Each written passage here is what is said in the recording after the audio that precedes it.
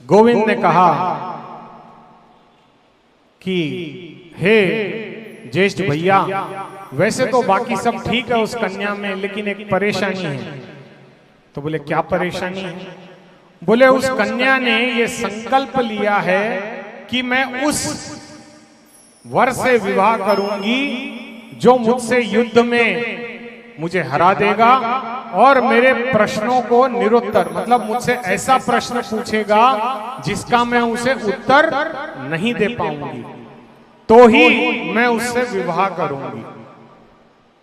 अब जैसे ही ये सुना, युधिष्ठिर ने अपने सर पे हाथ लगा लिया और चिंता की मुद्रा में बैठ गए।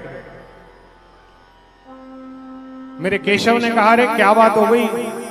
तो बोले इसके लिए और कोई कन्या नहीं है क्या? बस यही कन्या बची है।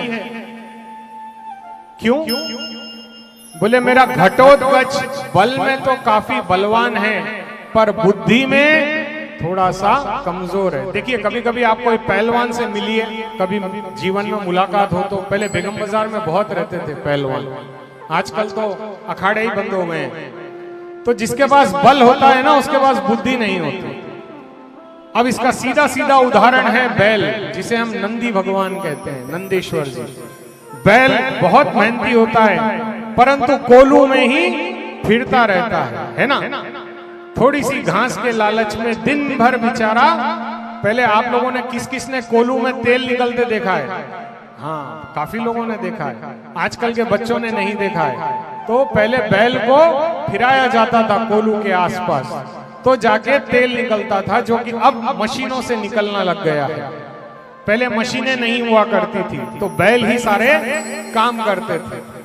और बैल के सामने आप घास डाल दो या मीठे फल डाल दो या कड़वी घास डाल दो, उसके लिए सब समान है। उसे कोई टेस्ट का वही नहीं, वो सिर्फ पेट भरने के लिए ही जीता है। और बोले हमारा घटोत्कच भी बेचारा मंद बुद्धि है, बलवान तो है लेकिन बुद्धि नहीं है। तो बोले कैसे होगा? तब भीमसेन मुस्कुराते हैं और कहते हैं कि हे केशव, मुझे कोई संशय नहीं है। बोले क्यों? जब मां कामाख्या ने कह दिया है कि ये मेरी पुत्र वधू बनेगी, तो फिर इसमें संशय कैसा? मुझे आपकी बात पर पूर्ण विश्वास है। तब युधिष्ठिर कहते हैं, अरे विश्वास तो है, लेकिन शर्त कैसे जीतेगा? तब अर्जुन मुस्कुरा करके कहते हैं, अरे कैसे नहीं जीतेगा? जिसके साथ में त्रिलोकी नाथ हो, जिसके साथ में मेरा केशव हो, वो भला कैसे हार सकता है? तब भले ही मंद बुद्धि क्यों ना हो, घटोत्कच जाते हैं और केशव के चरणों को स्पर्श करते हैं।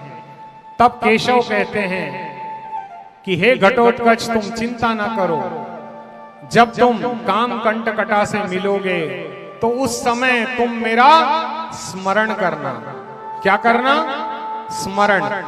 जब हम एग्जाम लिखने जाते हैं तो क्या करते हैं? भगवान का नाम लेते हैं ना मन में कि हे भगवान, मुझे पेपर ऐसा देना जिसके सवाल मेरी बुद्धि में हो, ऐसे क्वेश्चन आए जिसका आंसर मैं कर पाऊं। अभी 10th के एग्जाम होने वाले हैं, तो सभी बच्चों के मन में यह उत्साह होता है कि क्वेश्चन ही ऐसा आए जिसका आंसर मुझे पता हो और मैं पास हो जाऊं। तो घटोत्कच ने कहा कि मैं क्या करूं प्रभु? तो बोले मेरा स्मरण करना, मैं तुम्हें ऐसी दिव्य बुद्धि प्रदान करूंगा जिसके सामने कोई नहीं टिक पाएगा। और जैसे ही ये आशीर्वाद उन्हें प्राप्त हुआ, वो मुस्कुराए और कहा कि ठीक है प्रभु, मैं अभी इसी समय काम कंटकटा के पास जाता हूं। और वो वायु मार्ग से प्रज्ञ ज्योतिषपुर की ओर बढ़ते हैं अपने 2 मित्रों के साथ। महोदर, बालाख्य और सूर्याक्ष, ये 3 मित्र परम मित्र होते हैं। होता है ना, जब हम लड़की देखने जाते हैं तो कोई ना कोई मित्र साथ में रहता है ना? कौन कौन गया है लड़की देखने अपने मित्र के साथ? बड़ी प्रसन्नता होती है जब कन्या को देखने जाएं। तो अब जैसे ही ये तीनों निकलते हैं, बड़े प्रसन्न मन से निकलते हैं। इसके बाद एक ऐसा भजन है जिसमें हम सारे झूम के नाचेंगे, ठीक है ना? बड़ा प्यारा भजन है। तो मन में लड्डू फूट रहे थे, पहली बार अपनी पत्नी को देखने जा रहा था, तो मन में बड़ी आकांक्षा थी। किस किस की शादी में किस किस के मन में लड्डू, देखो हमारी बहनें मुस्कुरा रही हैं, इनको भी याद आ रहा है कि जब हमारे पति देखने आए थे वो क्या सीन था, आ रहा है ना मन में? बस इसी को स्मरण बोलते हैं। देखो भक्ति के अंदर स्मरण क्या होता है? एक बार आंख बंद करके अपने पति जब दूल्हा बन के आए थे, एक बार अपने नेत्र बंद करके उन्हें देखना आपको दिखाई देंगे। एक बार सब बंद करके देखो नेत्र और याद करो आपके पतिदेव कैसे आए थे सच के, उनका कैसा प्यारा सा मुखड़ा था। किस किस को याद है? ईमानदारी से हाथ उठाना। याद आ रहा है ना?